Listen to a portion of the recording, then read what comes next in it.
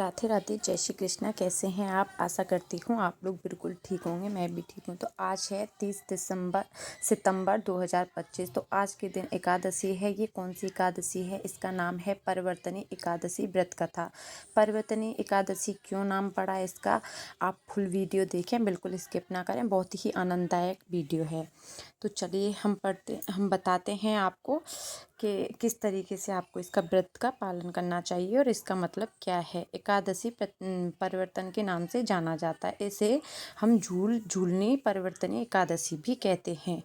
इस दिन जल जो है वो झूलता है और भगवान जी हैं जो कृष्ण वो करवट लेते हैं। तो भाद्रपद के महाशुक्ल पक्ष की एकादशी को परिवर्तनी के नाम से जाना जाता है और इसे झूलनी परिवर्तनी एकादशी भी कहते हैं। इस कथा का संबंध राजा और मानधाता से है जिन्होंने प्रजा के लिए एकादशी व्रत किया था। शास्त्र भगवान श्री कृष्ण कहते हैं कि इस उत्तम व्रत का अनुष्ठान जरूर करना चाहिए।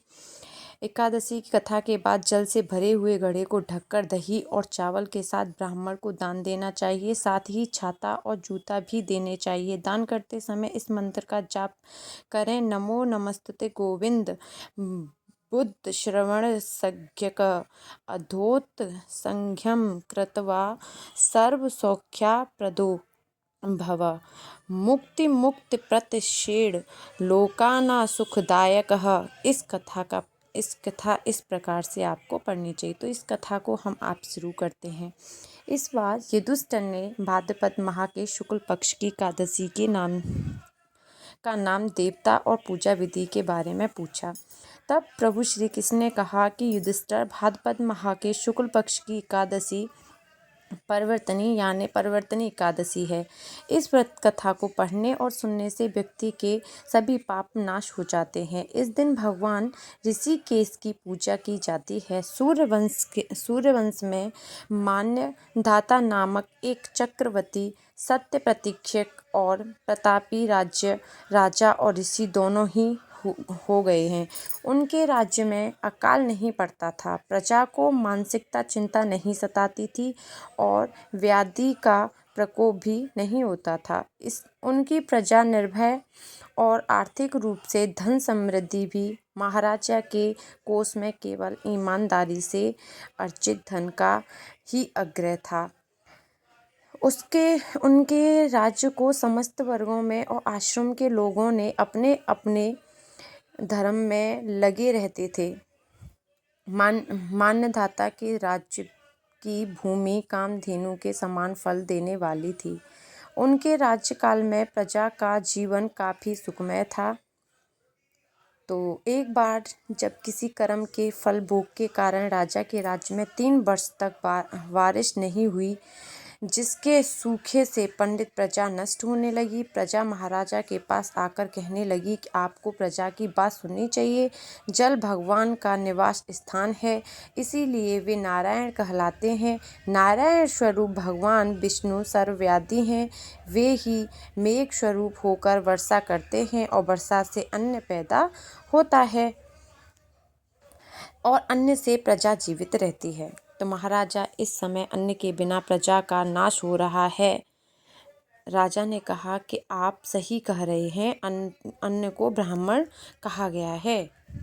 तो उन्होंने कहा कि अन्न से ही प्राणी जीवित रहता है। पुराण में भी विस्तृत रूप से वर्णन किया गया है कि राजाओं के अत्याचार से प्रजा को पीड़ा होती है, लेकिन जब वे विचार करते हैं तो तुम्हें इसमें से कोई भी अपराध नहीं नजर आते। फिर भी प्रजा के हित में पूरा प्रयास करूँगा। ऐसा निश्चय करके राजा मानधाता कुछ व्यक्ति को साथ लेकर भगवान को प्रणाम करने वनों की ओर चल पड़े। वहां मुनियों और तपस्वियों से मिले। एक दिन उन्हें ब्राह्मण पुत्र अंगिरा के दर्शन हुए। उनको देखते ही राजा ने दोनों हाथ जोड़कर मुनि के चरणों में प्रणाम किया।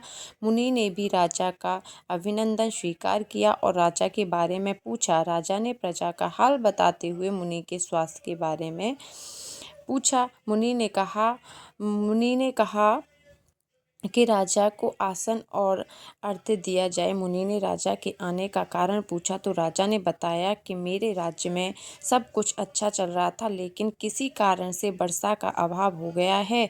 इसकी वजह से मुझे नहीं पता। ऋषि अग्रा बोले, सतयुग सबसे उत्तम युग है, जिसमें लोग परमात्मा के चिंतन में लगे रहते हैं। इस युग में केवल ब्राह्मण ही तपस्वी होते हैं, दूसरे लोग नहीं। तुम्हारे राज्य में एक शत्रु तपस्या करता है और उसकी कारण वर्षा नहीं होती।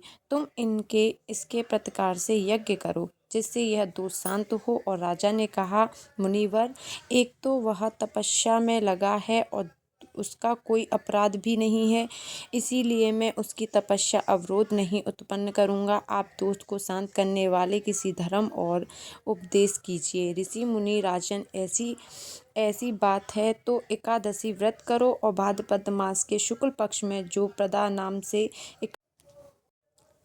जो पर्दोनी नाम से एकादशी होती है, उसके व्रत के प्रभाव से निश्चय ही उत्तम वृष्टि होगी। तुम अपनी प्रजा को परिजनों के साथ इसका व्रत करो। ऋषि का यह वचन सुनकर राजा अपने घर लौट आए। उन्होंने प्रजा के साथ भादों के परिवर्तनी एकादशी का व्रत किया। इस प्रकार व्रत करने पर मेघ पानी बरसाने लगी, हरी भरी खेती में धरा सुशोभित होने लगी। उस व्रत के प्रभाव से सब लोग सुखी रहने लगे।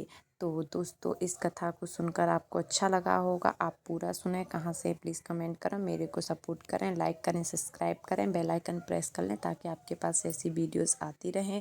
राधे राधे, जय श्री कृष्णा। मिलते हैं आपसे अगली वीडियो में।